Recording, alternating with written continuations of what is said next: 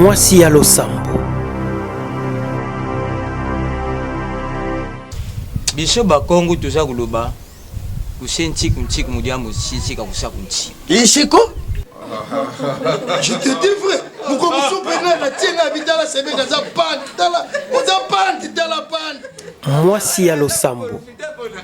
Un film très éducatif.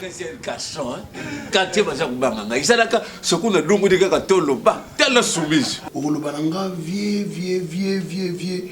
Et Nzambe mutape sakabana ou kende jusqu'à aller loin. Mais il y a des choses où mutupé. Il faut yemoko à la conscience. L'âge avance. Mwasi ya Losambo.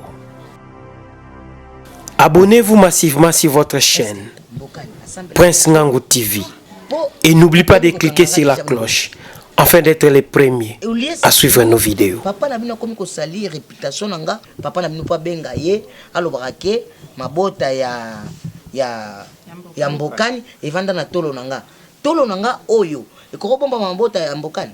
Betty azalaka une bonne femme. Bobota na ye mwana moko. Cela prouve à suffisance que yo botaka un bombo. Udala bozana ki après buzomba boeko. Dada la kamo na bitete ay saka teke na sisi na oya. Na la salo surprise Ya solo. Deji ba bibish manda. Baza bien, ba babi mazolo, ba nyonso ba Yves Lubamba dans ba nyonso ba Cérémonie nini to sala. Mcham toto. Ikam même. C'est la bénédiction de l'Éternel qui enrichit et il a fait suivre d'aucun chagrin.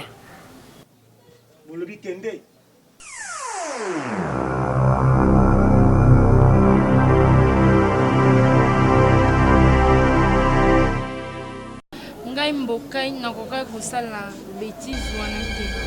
Bêtise?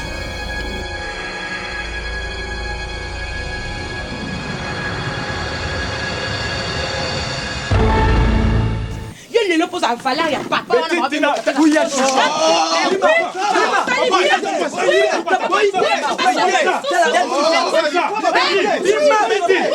En tout cas, Moussa, n'a pas que loko eleki Nzambe ezate. Soon and very soon, comme disent les anglophones. Bientôt et très bientôt sur votre chaîne Prince Ngango TV. Mwasi ya Losambo. Soka zobota tendenga za wana yebika bota kate. Isa Nzambe mutapesa kabana tata mwasi. Toki pekape wala kuna sonti ki pekape. Bon mukona kumona dadi boy. Ye kutana mabanga na zo kokota yango to. Bango bande bango bakangi mboka mabota. Bango bakangi mboka mabota. akutia salelo roté. Po ya sambela ka soit disant le ka Jésus. Ah? Bolu kalikambo ele na Kenya. So bolu kongona batiraima. Na koya na lobi tokoya. Kusenchi kunchi mudia musisi kakusa kunchi. Ishiko?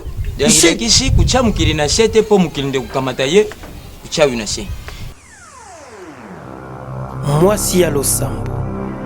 Bientôt et très bientôt sur votre chaîne Prince Ngango TV.